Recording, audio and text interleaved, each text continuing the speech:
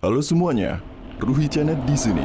Suhu udara di kota terdingin di planet ini turun hingga di bawah minus 60 derajat Celcius.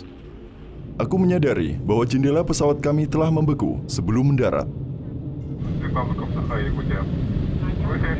Hari ini suhu udaranya minus 55 derajat Celcius.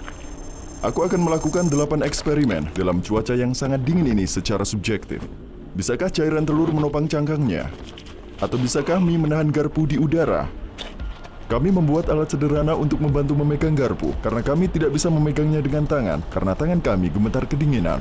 Orang tidak bisa memakai kacamata bingkai logam di sini, karena logam dapat menempel pada kulit mereka, dan ketika mereka ingin melepasnya, daging mereka bisa ikut terlepas. Ini adalah potongan daging yang nampak seperti daging manusia. Aku mengenakan sarung tangan lapis 2, dan aku melepas sarung tangan yang lebih besar karena aku ingin menggunakan jariku, dan sarung tangan ini sudah mulai membeku. Tanganku terasa sangat dingin sekarang. Apa yang kami lihat dalam beberapa menit ke depan mengingatkan kami kembali bahwa tempat ini adalah neraka es. Semuanya membeku di sini. Ayo kita lepaskan sekarang.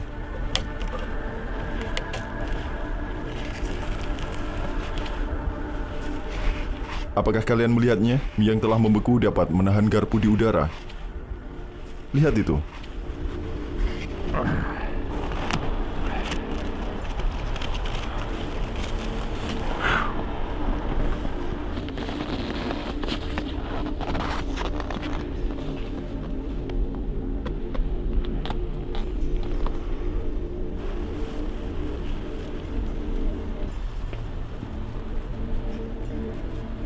Ini seperti tidak nyata. Coba bayangkan, kalian melepas kacamata kalian setelah melakukan rutinitas harian dan bingkai logam kacamata kalian mengelupas kulit kalian pada titik yang sangat vital di mana terdapat banyak pembuluh darah.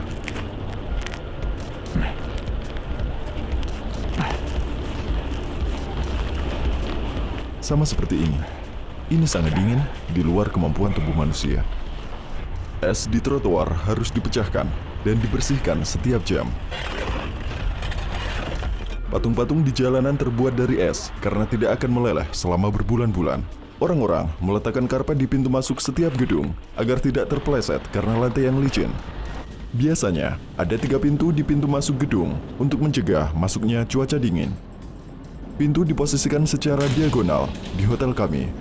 Ini adalah tempat di mana sekolah tidak diliburkan sampai suhunya di bawah minus 50 derajat Celcius. Sedangkan di beberapa tempat lain di dunia, terkadang sekolah diliburkan saat suhunya di bawah 0 derajat Celcius.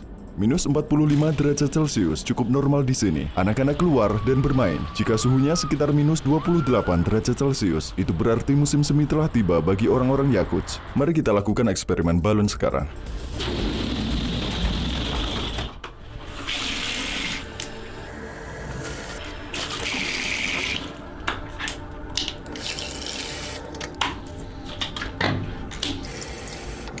Bagaimana kalau kita membukukannya dan bermain bowling dengan balon ini nanti?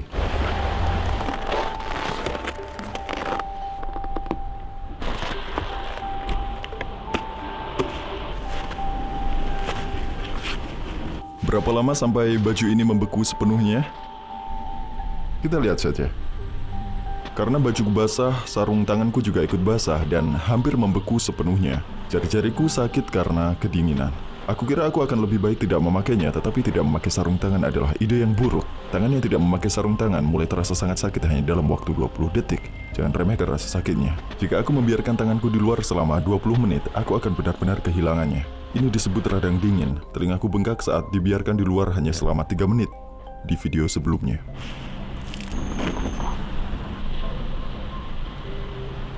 Bulu mataku mulai membeku.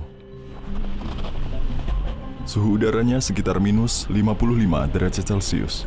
Ya, inilah cara bermain bowling tanpa mengeluarkan uang. Seperti yang kalian lihat, aku mengisi balon dengan air.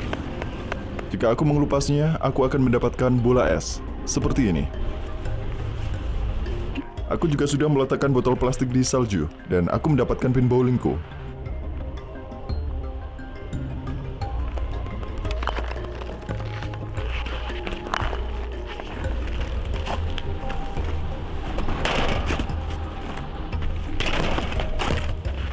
Kalian lihat guys.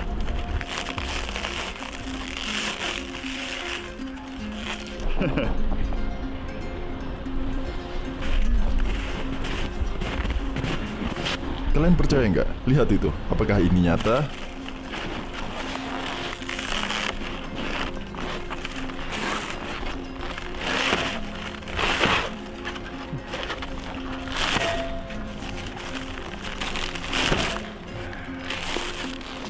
Lihatlah lubang tempat di mana aku memukul.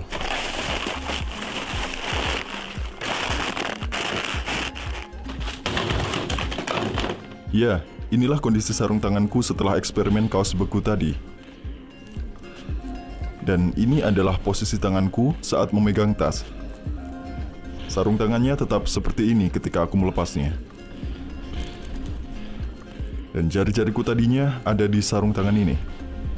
Ia tidak tertekuk sama sekali.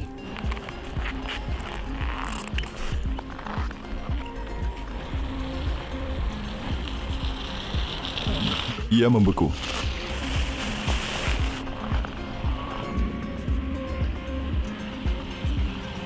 Ya, ia tetap menggantung di situ. Ini adalah handuk mandi biasa. Apakah kita bisa membuat kereta luncur dari ini?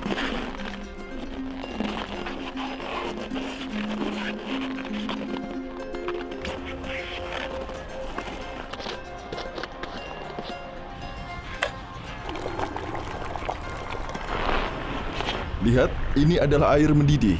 Suhu di luar sekitar minus 50 derajat Celcius. Titik didih air ini adalah sekitar 100 derajat Celcius. Seperti yang kalian lihat, ini langsung berubah menjadi kristal es. Cuaca di sini sedingin itu, dan seperti itulah rasanya bagian tubuh kita yang tidak tertutup dalam waktu singkat. Jika tidak cukup berpengalaman, kalian bisa kehilangan anggota tubuh kalian di sini. Bahkan jika kalian merasa bahwa kalian sudah berhati-hati, berjalan dari satu tempat ke tempat lain hampir tidak mungkin dilakukan di sini. Jika dibutuhkan waktu 20 menit berjalan kaki untuk sampai ke tempat tujuan kalian, kalian akan membutuhkan hampir 1 jam untuk sampai ke sana karena kalian harus menghangatkan diri kalian setiap sekitar 5 menit. Orang-orang di sini biasanya masuk ke bank atau supermarket sambil berjalan-jalan, beristirahat lalu melanjutkan perjalanan. Kereta luncur kita sudah siap.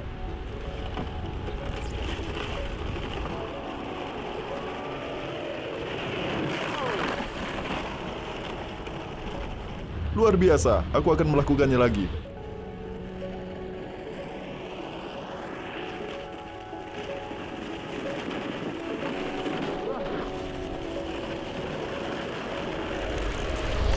Aku meninggalkan pisang sebentar dan aku rasa pisang itu sudah menjadi keras seperti palu. Orang-orang di sini bahkan dapat menggunakan buah-buahan beku sebagai palu jika mereka memerlukannya.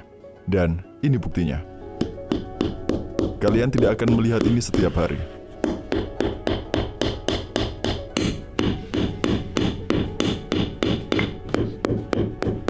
Bicara mengenai buah dan daging beku, beberapa orang Yakuts mengosongkan satu ruangan di rumah mereka dan tidak menghangatkannya.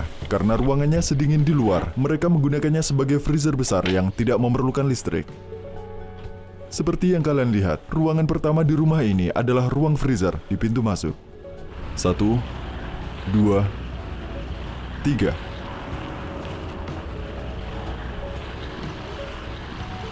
Tas kami basah saat melakukan eksperimen air, dan hanya butuh 2 menit dan sudah membeku. Lihat, hanya beberapa tetes air yang menetes di atasnya tadi. Aku akan membawanya seperti ini. Beginilah bagaimana semuanya membeku. Jadi, Yakuts adalah ibu kota Republik Sakha. Jumlah penduduk di kota ini sekitar 300.000 jiwa. Di seluruh daerah otonom ini, jumlahnya sekitar 1 juta jiwa. Tetapi hanya sekitar 2.000 orang asing yang datang ke sini setiap tahunnya. Dan mereka biasanya datang untuk berbisnis. Bisnis biasanya meliputi sumber daya gas alam dan tambang berlian di wilayah tersebut. Salah satu pertanyaan yang paling sering diajukan adalah bagaimana rasanya berada di sini di musim panas. Suhu rata-rata harian di bulan Juni, Juli, Agustus masing-masing adalah 16, 19, dan 15 derajat Celcius. Siang harinya berkurang menjadi 5 jam di musim dingin, sedangkan matahari tidak terbenam sekitar 20 jam di bulan Juni. Ketebalan es di bawah sepatuku sekitar 30 meter, dan lapisan es di bawah kota ini tidak meleleh bahkan di musim panas. Bahkan saat suhunya di atas 21 derajat Celcius. Ini disebut permafrost, yang merupakan singkatan dari permanent frost atau es permanen. Sekarang ada 2 playlist di saluran saya. Yang pertama dengan judul Penemuan Kembali, yang merupakan serial dokumenter wisata. Saya pergi ke tempat-tempat unik yang tidak banyak diketahui orang, dan membuat video dokumenter tentang tempat tersebut dengan pendekatan komprehensif. Yang kedua adalah tentang pengalaman pribadi, seperti yang satu ini, di mana saya melihat berbagai hal melalui perspektif subjektif. Aku juga ingin mengucapkan terima kasih kepada timku karena telah membuat proyek ini bersamaku. Jadi, sampai jumpa di video berikutnya.